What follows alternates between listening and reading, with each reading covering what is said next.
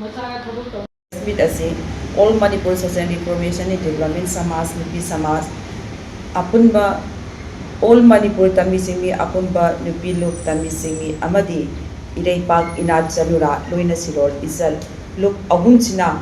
Sahi Kudingi, Haukiba, Sahi Kiadagi, Pantokuna Lapa, Manipur da, Malaki Pichi with a Pangrava, Sangagi, Mamin Tolakanda, Dabenbergitan Kungama Tuidagina, Dabenbergitan Kuntrapawa, November Tanung Asida, Pantokuna Lapa, Sangai Festival Asi, Look Ahum Asina, Hantaki Sahi, Soli Singani, Kunga Manga, the Pantokadoriba, Sangai Festival Asi, Yaninde Amarito, Biganu, Hypegi Press Meeting, Aisagi Ming Tombam Ombi Pemsa, President Isal. Maramdi Karino Haimatamta, Soli Singani Kunga Humdui Megi Tang, Ahum Dagi Ngasi Powada, Sataraga La Iba, Kuki Narco, Terrorist Singa. Equity Mighty Proof Yellomi Oiba Proof Asiga Nasi Powada Tangtu Letaba Pangraba Narco Terroristing Asina Landara Kanda Suraja Pudagi Muri Tungan Ba Manipurgi Awang Maning Maka Maikai Mari de Gila Iba Dukum Labatinga Tamya the Lady Ba Equi Initotura Pugi Maming Tolagan Lady Ba Mapam Sigila General Lady Ba Dukum Lava IDP Hibadi Riken the Lady Ba Ngasi Powada Mamitaki Mapi Kangdan Ladiba, Muishing Asi, Ngasidi, Equigi, Iramdam, Manipur, Asida Ngasidi, Maning Tamna Haibadi, Masamasu, Gonduna, my Magi Yumda, Hanjan Bigi people Ngasi Powada Lady. Hauji Mag PR Sarkar Lady, Government Papu Chamber Ngam Driba, Tampam Asida, Equigi, Manipur Asida, Sangai Festival Asitorka, Sangai Festival, the Tauribasi, Atenate, Landam Sigi Pazaraba Saktam, Not. Amadi Ladiba Isay Nomai Sanat Ponaba Lamit to meet Tinjak Amadi Ladiba Equigi Purup Singasigi Pazaba Saktam Singado Balangi PTP Singasida Utanabagi Masataba Festival Amakani Tourism Department at Toragana Pankuk Festival Asi September Tada PR Sarkarga Governor Gi Mapam Asida Equi Festival is Patukani Haibagi Adukumba Ware Amaka Lomina Bagi Medias in the Pondoki Bani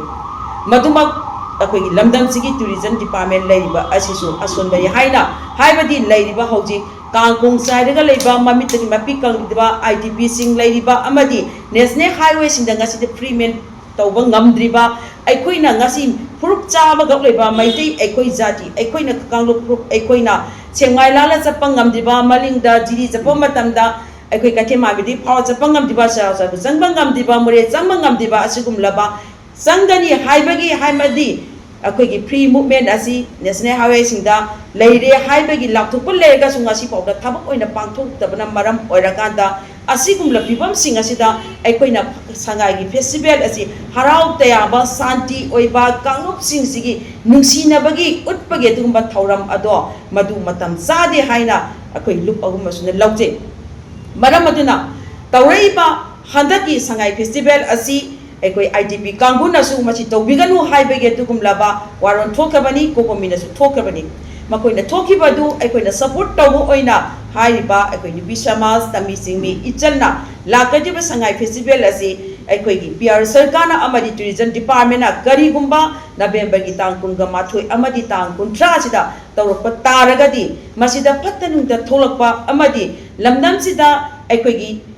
Nungaiba, Nataba. Equi Iram Dam Asigi, Nungaibagi Mami, Amaka Unanabagi, Haibadi Awa Miam Singaji, Kumjala Kanta, Nungaibamagi Machatan about Utbaji question Yabangamon, Aduga, Equi Haujik Ladyba, Mamitaki Maki, Kandana Ladyba, Haujik, Tunganba, Makoi, Lukenda, Labasing IDP Singasi, Yum Sari, Haidagasu, Nasi Powda, Makoi, Sabatako, the Nomagi, Pidi facilities Bogda, Lupatsama Yogdana, Pidi Bogda, Nasidi. Yung mama paano matamda, miyoy ba may hingbang matamda, nga sige lady ba, langag pa ba, natraganda lady ba, itong kangdong basing nga sina, so ina magi, nakoy tinungay rang gani, hay ba di, yung mama paano da karisangi, isa na karisangi, sabo da karisangi, takbo da karisangi, hingba da karisangi, hay ba di, loy ba kangi ba ni, madu kudi magsinga do, ay koy pang ba nati, hay ba di, lady ba rin kenda, lady ba singa di pang ba ngate, aduga, jingya da lady ba, lating na ga lady ba, law linga ga lady ba, law paan ba ngam di ba, Lau Tabangam diba, Lau Pam the Ningtam the Sapangam diba sing a city, Yakin Bidaganda, Masiki Sati, a Purana Bagi,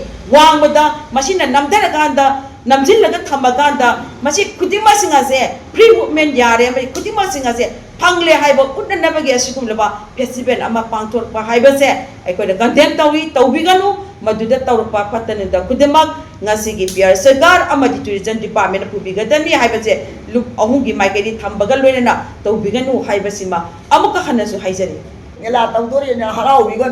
sai ba mai he machiri ko erga madu tawbiyo anu tawdri mai tie akoina chakka da wasaga da lambi puna ma dima pra lambi ka chi thingi ba kholi ba asok ya machiri amuk teng thin mai tawdraga